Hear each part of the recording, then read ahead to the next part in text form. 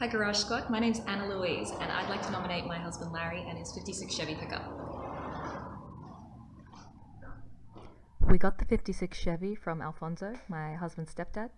Alfonso had been planning on fixing him himself, but he was diagnosed with Parkinson's, and so the truck had been sitting in his yard for years. Unfortunately, we live in an apartment, so we couldn't do much work on it when we first got it.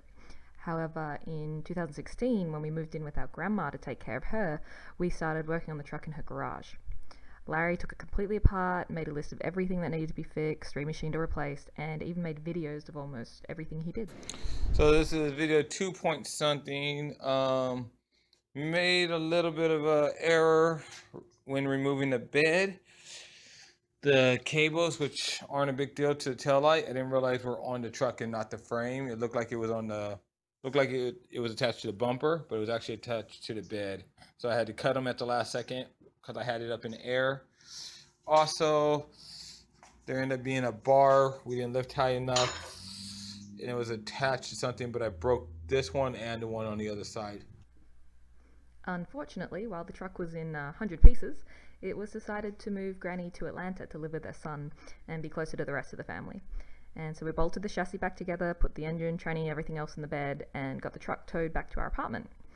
We do have a designated undercover parking spot at our place where we can keep the truck, but we're not technically allowed to work on it there. So the truck's been sitting there doing nothing for a while. However, last year, Larry organised to work on it at a friend's house. We planned to get it up and running in 3 weeks, but of course nothing went as planned.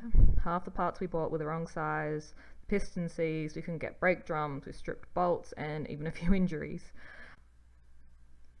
We didn't want to inconvenience our friends, so we once again brought the truck back to our apartment, and we were planning to work on it over this past holiday season so the apartment manager wouldn't notice, but we ended up taking in our nephew. Yep, now our second bedroom that we'd been using as an office and a workshop has a 17-year-old boy living in it.